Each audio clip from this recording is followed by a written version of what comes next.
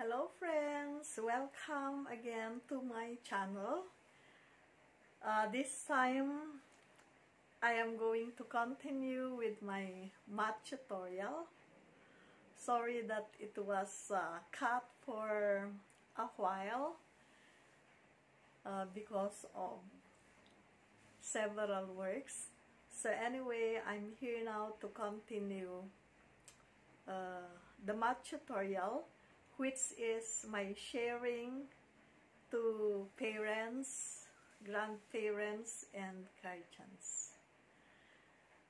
Let's try to have then a little review of what we have back. Let us take then a review of what we have taken in our number line.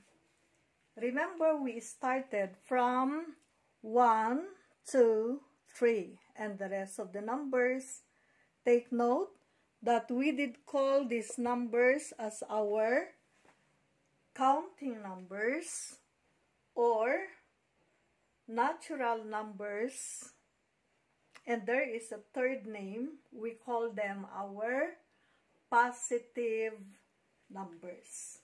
So we started from 1 and the rest of the numbers.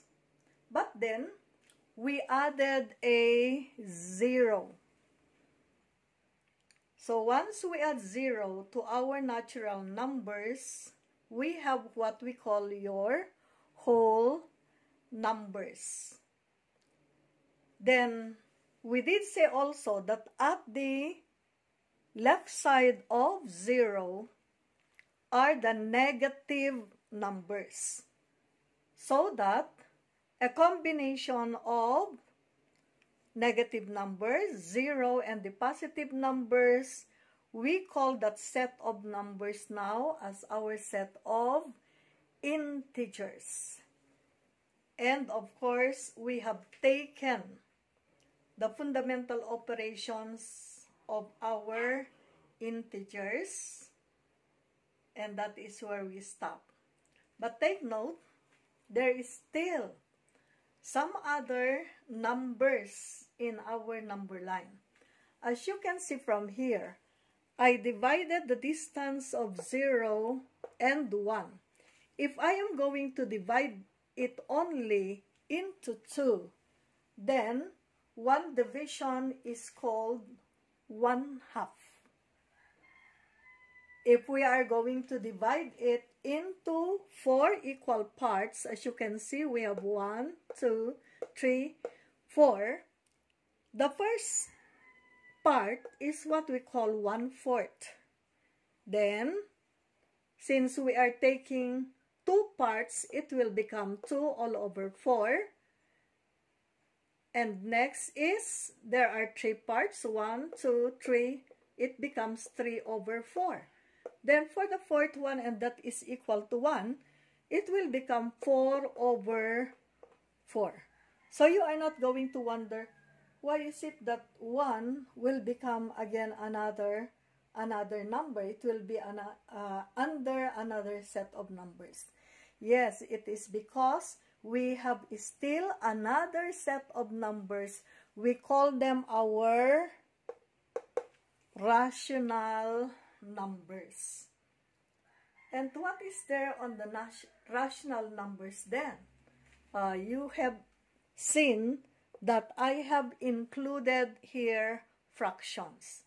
Are all numbers considered a fraction? Like for example, 1, the answer is yes. Because a fraction, take note, it has a numerator and a denominator.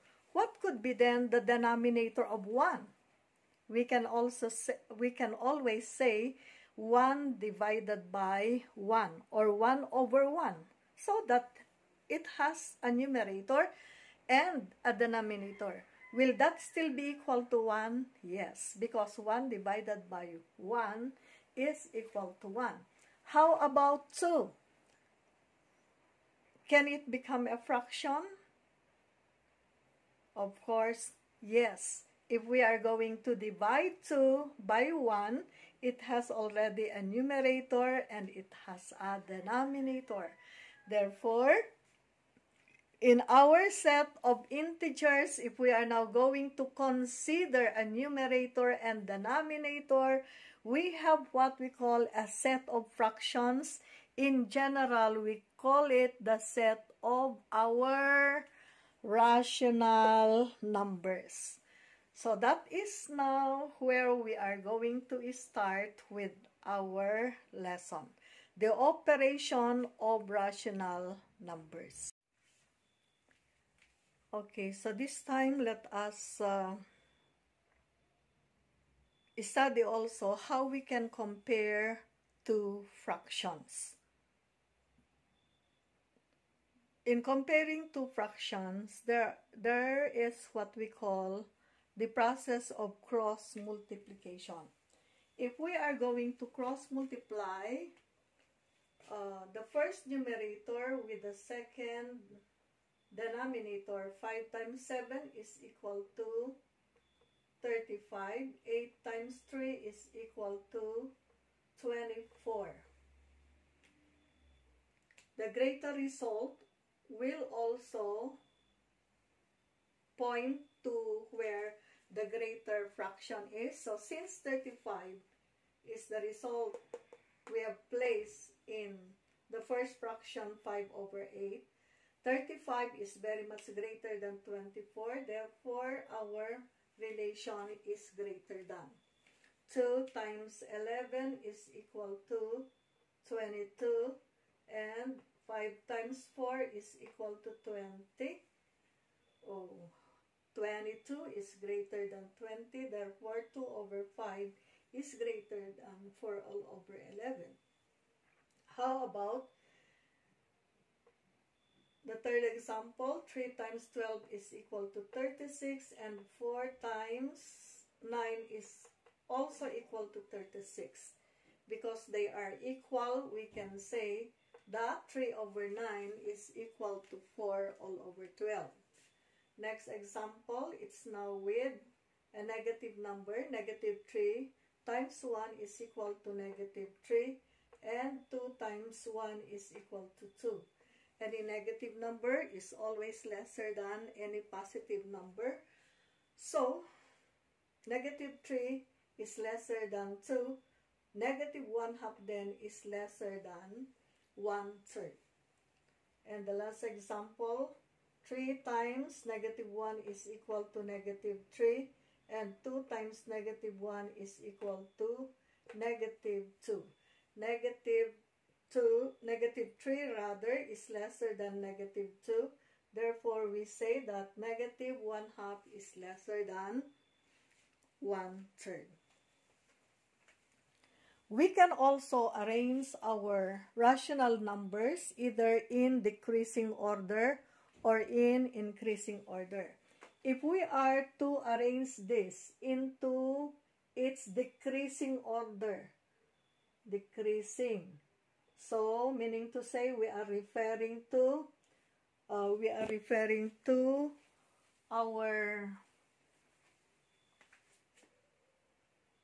greater fraction first, then followed by the lesser fractions. If we are going to cross multiply 3 times 5, this is equal to 15. 4 times 2 is equal to 8. 15 is very much greater than 8. Therefore, between these two fractions, 3 all over 4 is greater. So, we need to compare still then 2 over 5 and 4 all over 9. We do cross multiplication still. 2 times 9 is equal to 18, and 4 times 5 is equal to 20. 18 is lesser than 20. So, a bigger fraction in here is 4 all over 9. The last number then is 2 all over 5. If we are going to check, 3 times 9 is equal to 27. 27, and 4 times 4 is equal to 16. Therefore, 3/4 is really greater than 4/9. The last one, 2 times 5 is 20. 9 times 2 is equal to 18. Therefore, the arrangement now of the numbers, the rational numbers in their decreasing order, is that we have 3/4, 4/9, and 2 all over 5. How about if it is on the increasing order? Meaning to say that we are referring to the smaller fraction first. So we cross multiply. 5 times 7 is equal to 35, and 8 times 4 is equal to 24. 35 is greater than 24. Since the arrangement is increasing, we are referring to a smaller fraction first. So 3 all over 7 is smaller than 5/8. We need to compare then 5/8 and 2/9. 9 times 5 is equal to 45, and 8 times 2 is equal to 16.